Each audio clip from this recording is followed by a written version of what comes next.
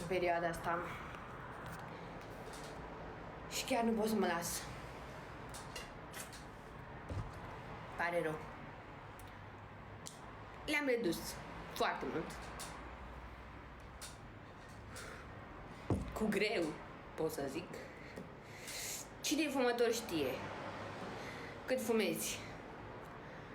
Între 7 și 10 țigări pe zi.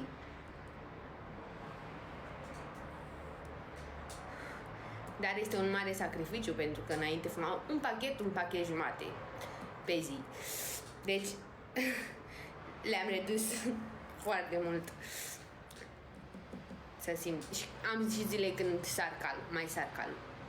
Hai să nu mănânc așa, că mai sar calul. Cine e fumător știe despre ce vorbesc, mai ales când mă dau la vorbă cu cineva. Vai de capul meu. Și mai și fumează.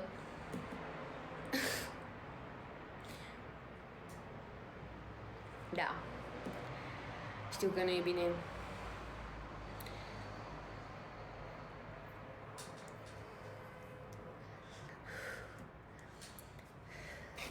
Fii liniștită chiar dacă fumezi. Băi, eu încerc să fiu. Adică sunt foarte fericită. Pentru că, da, avem un pic și ne mutăm.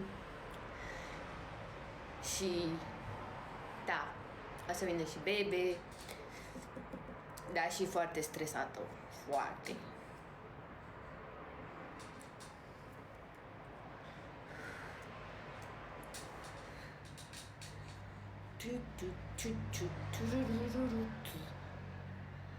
O să aibă camera ei, da, o să aibă camera ei, dar când e mică bebeluș, o să doarmă cu noi în cameră, gen. Am luat și un pătus de la electric care îl pun lângă patul meu. Dar o să aibă și camera ei. Abia aștept să o fac. Și o să fac un videoclip, gen before and after. Abia aștept. Momentan, dacă vedeți și în camera ei, vă cruciți. Dar nu ai loc să bagi un picior de plase, de chestii, de roți, de toate chestiile care le-am mutat, le-am pus în camera ei momentan, până montează mobila și așa, tot. Și după aia o să încep să le aranjez în mobilă, la locul lor. Dar o să fac un clip, chiar mi-a dat idee, o să fac un clip cu gen intro, before and after. Abia aștept.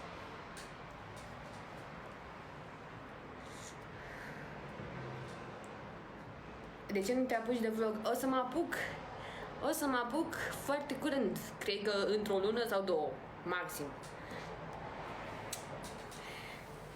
Și am canal de YouTube. Chiar am. Îl găsiți pe TikTok aici, în bio.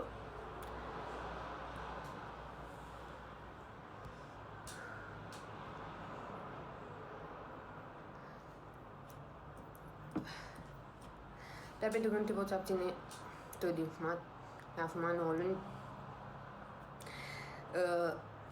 țin să te anunț că nu e neapărat nevoie, gen, nu se poate întâmpla chestia asta, adică sunt foarte mulți copii care, adică foarte multe mame care au fumat în sarcină și așa, și copiii n-au absolut nimic. Și gen, copiii au crescut mari, ca mine, gen, și n-au nimic.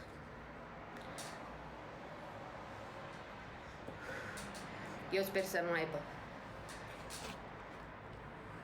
Și dacă stai să iei așa, poate să aibă probleme și dacă nu ești fumătoare.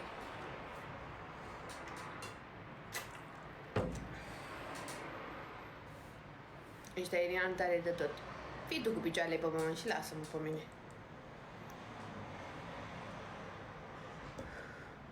Ce simplu e să vorbești din postura unui nefumător.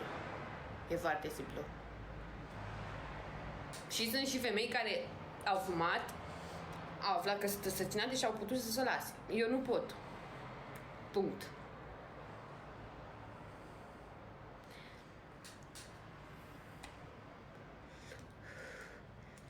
Și nici nu mă ascund că puteam să nu fumez pe live și să nu știți și să nu mă mai judecați. Înțelegi? Dar nu mă interesează judecata voastră, mă interesează viața mea și atât.